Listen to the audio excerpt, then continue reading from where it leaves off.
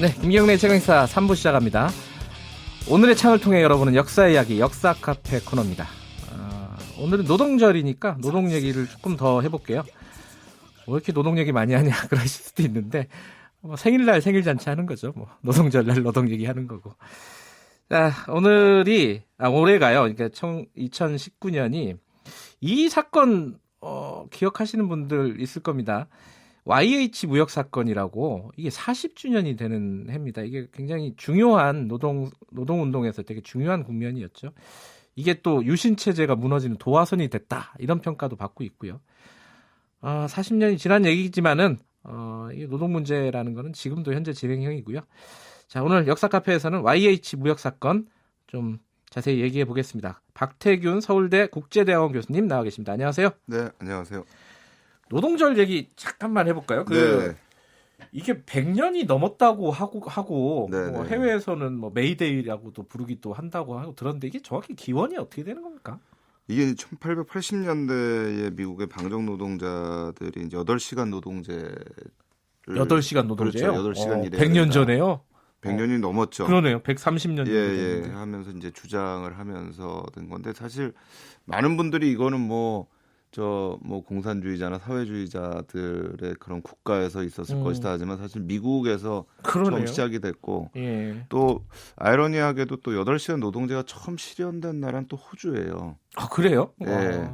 근데 원래 미국 같은 경우에는 1920년대까지만 해도 네. 사실은 공산주의가 굉장히 강했습니다. 아하. 예컨대 우리가 1925년에 조선공산당이라는 걸 처음 만들 때 네. 그 당시 이제 세계공산당 본부라고 하는 코민테른에서 같이 감독관을 파견을 하는데 네. 이 미국 사람이 와요. 아하. 예, 또 호주 같은 경우는 호주도 참 특이한데요.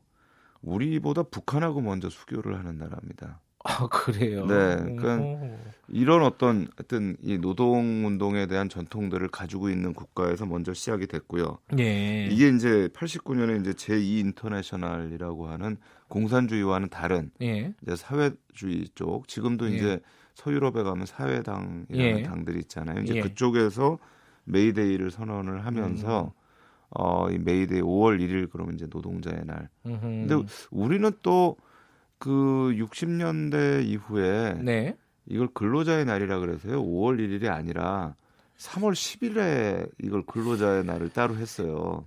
그건 무슨 당시 이제 전국 노총 한국 노총이 예. 이제 설립된 날이라고 예. 해가지고 예. 그러니까 이게 메이데이라고 해서 워낙에 이제 공산주의자들이 이 노동자의 날, 그래서 메이데이 하니까 이제 그 당시에 이제 우리 정부에서는 메이데이는 노동자의 날이 아니고 한국 노총이 만들어진 날로 하자 그래서 또 하다가 아마 전 세계에서 가장 엉뚱한 근로자의 날 중에 하나였던 것 같은데요.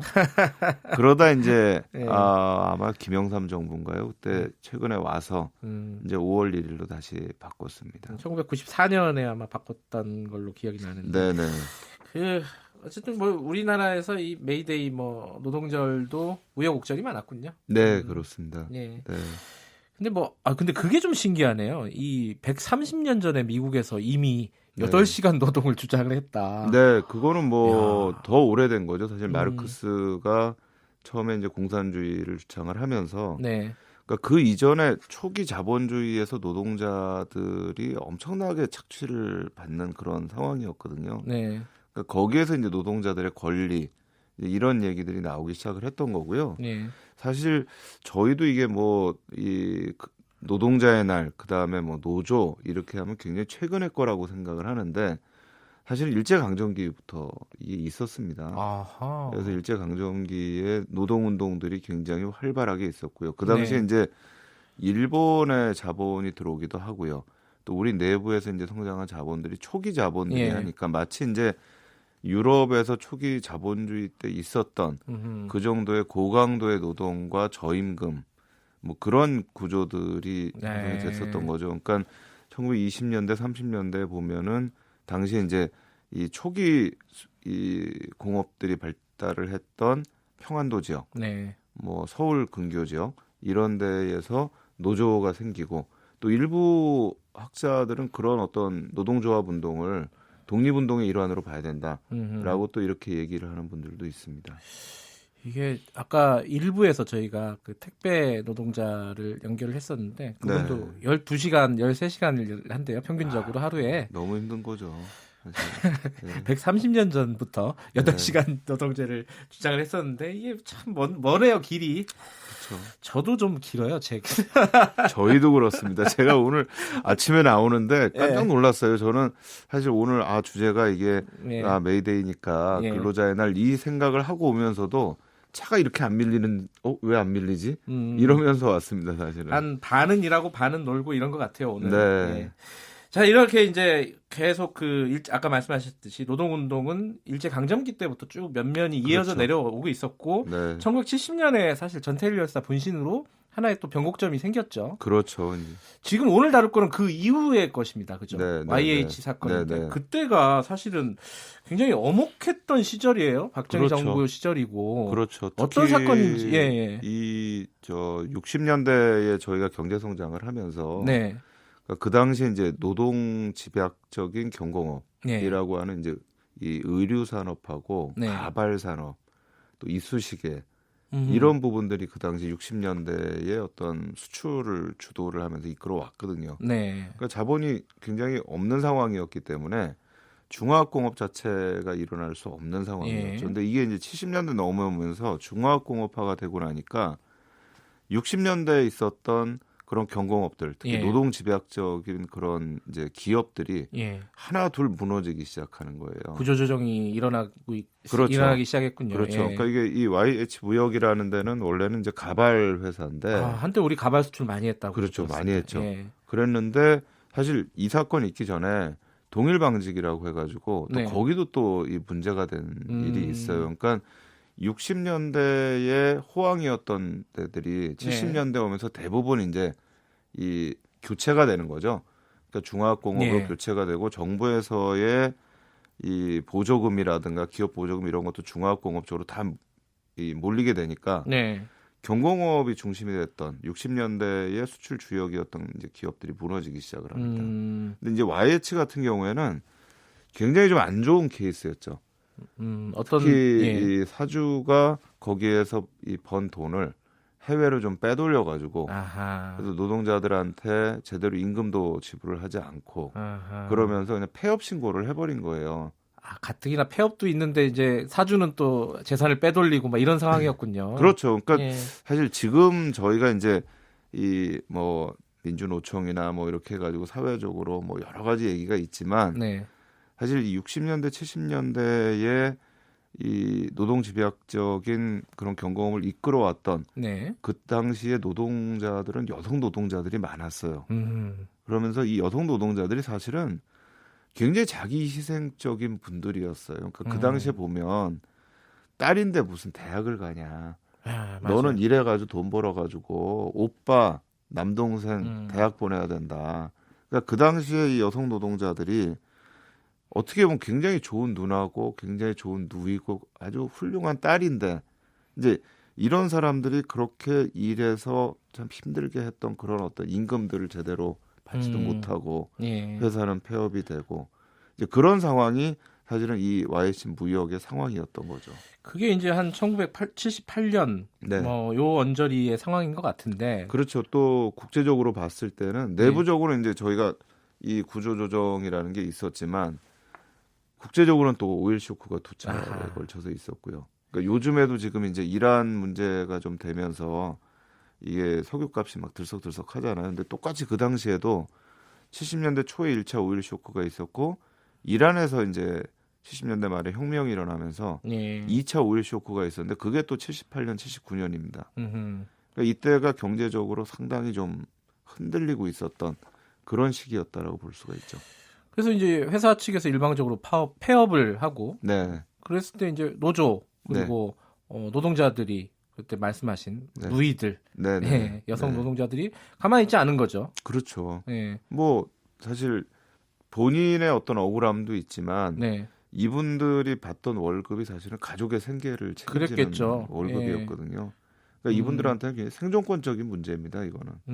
근데 이제 이분들이 이걸 이제 호소하고 안 되니까 그 당시에 이제 야당이었던 신민당사로 들어가게 된 거예요. 김영삼 총재가 있었던 그렇죠, 그렇죠. 신민당으로 예. 들어간 거네요. 근데 그게 또 우연하게 이제 맞물린 게 그 당시에 이제 이 79년에 예. 신민당 정당대회를 했는데 예. 그 당시에 중도 뭐 이 노선을 얘기했던 이철승 씨 쪽하고 네. 김영삼 씨 쪽하고 이게 붙었어요. 김영삼 씨는 예. 이제 선명 야당, 우리는 이제 반독재 투쟁을 해야 된다. 네. 근데 김영삼 씨가 그 당시에 이제 이 신민당 총재가 된 겁니다. 그러면서 이제 우리가 반유신을 하고 반독재를 하고 하는데 마침 그 시점에서 YH의 노동자들이 신민당사를 들어온 거죠. 예. 그러니까- 들어와서 농성을 한 거네요. 그렇죠. 근데 그러니까 그 입장에서는 신민당에서도 이걸 어떻게 그냥 뭐 나가라 할 수 없는 거예요. 그렇죠. 이거 도와줘야 되는 거죠. 예. 그러니까 이제 근데 도와줄 방법도 막막하고 음흠. 근데 문제는 이제 도와줄 수 있는 거는 밖에서 들어와서 이제 진압을 못하게 하는 게 이제 유일한 방법인데 그 당시에 이제 유신 정부에서는 이게 밖으로 나가가지고 시끄러워지는 걸 원하지 않았고 예. 그러니까 강제로 이제 진압을 하게 되고 그 과정에서 이제 노동자 한 분이 사망하는 사건이 아하. 발생을 하게 되죠. 예. 예. 사망도 하고 당시에 이제 사실은 대중적으로 굉장히 이슈가 된 거는 김영삼 총재가 끌려 나가는 장면이 그렇죠. 보여지게 네, 됐고요. 거기를 이제 지키다가 야당 의원들이 또 네. 김영삼 총재도 끌려 나갔고요. 음. 이게 이제 사실 이 사건에다가 예. 그 이후에 이제 카터 대통령이 방한을 하고 예. 이 뉴욕 타임스에서 김영삼 총재를 그 당시 인터뷰를 했는데 음흠. 김영삼 총재가 유신 정부라고 하는 이 독재 정부를 도와주는 미국 정부에 대해서 비판적인 발언을 해요. 아하. 그랬더니 이제 이 유신 정부하고 여당 쪽에서 김영삼 총재를 제명을 시켜버리죠. 국회에서요. 그렇죠. 하하.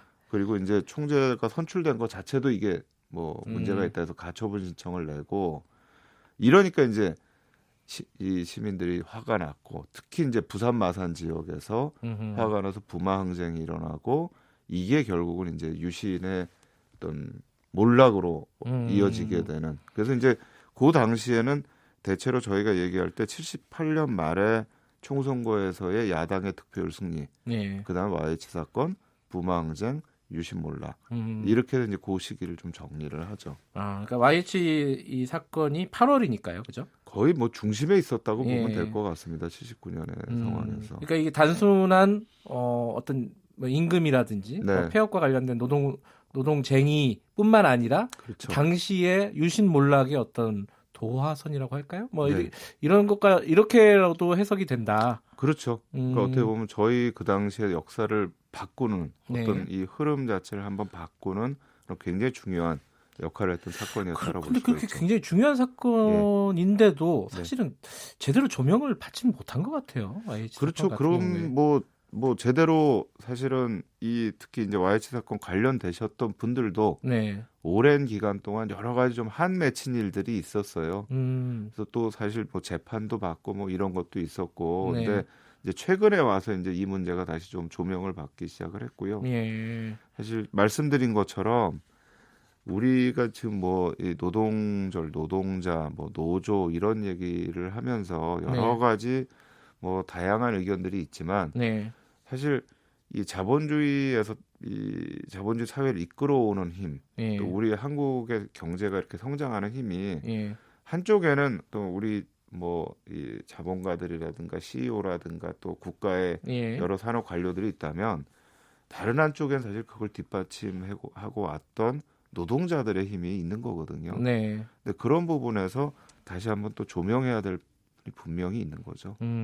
특히 이제 노동 관련된 어떤 사건들이나 네. 어떤 이런 사안들은 상대적으로 좀 지금까지 좀 허술하게 조명이 네. 되지 않았나라는 생각도 언뜻 드네요. 오늘 뭐 노동절이라서 그렇기도 하겠지만은 제 네. 생각이 네. 그렇기도 하고 이 YH 사건만 해도 마찬가지고요. 이런 어떤 현대사에서 노동운동이 제대로 조명받지 못한 사건들이 이거 말고도 많이 있겠죠 아마. 예, 이제 80년대 들어오면서도요. 예. 80년대 초 중반에 그 구로 어페럴에서 파업 사건이 있었고요. 또 대우 자동차 사건이 있었습니다. 이게 예. 이제 85년에 그 당시에 이제 신민당이 약진을 하는 일이 있어요. 예. 그러니까 처음에 이 80년대는 민한당이라고 하는 어용야당이라는 게 있다가 85년에 이제 뭔가 황색 돌풍하면서 갑자기 이제 김영삼, 김대중계가 확 등장을 하면서 근데 그때도 그 시기가 이제 노동운동이 굉장히 활발했던 시기였고 예. 87년 민주화 직후에도 또 노동자 대투쟁이라고 해서 그 시기에 이제 한번 노동자들의 권리가 한번 굉장히 상승을 하는 그런 시기입니다. 근데 이제 이게 이 노동운동이라는 게 이제 활성화가 되면서 노동운동 또는 이제 노동조합 여기에 대해서 우리 사회에서 전체적으로 바라보는 시각이 네. 뭐 다양하고 좀 좀 색안경을 끼고 보는 것도 있지만 네. 사실은 지금 뭐 노동운동을 하시거나 노동자인 분들이 다 우리 국민들입니다. 그럼요. 예, 그러니까 이제 이 부분들을 우리가 어떤 방식으로 잘 화합을 해나가느냐라는 네. 것들을 좀 고민을 해야 되지 않을까 싶습니다. 예. 역사 카페 시간은 항상 그런 생각이 들어요. 그러니까 지금의 우리를 만든 어떤 수많은 장면들이 있었다. 지난 네. 세월에. 네. 오늘은 그 지금 상황을 만든 어떤 노동 사건 중에 하나인 YH 사건을 좀 짚어봤습니다. 오늘 말씀 감사합니다. 네, 감사합니다. 서울대학교 국제대학원 박태균 교수님이었습니다.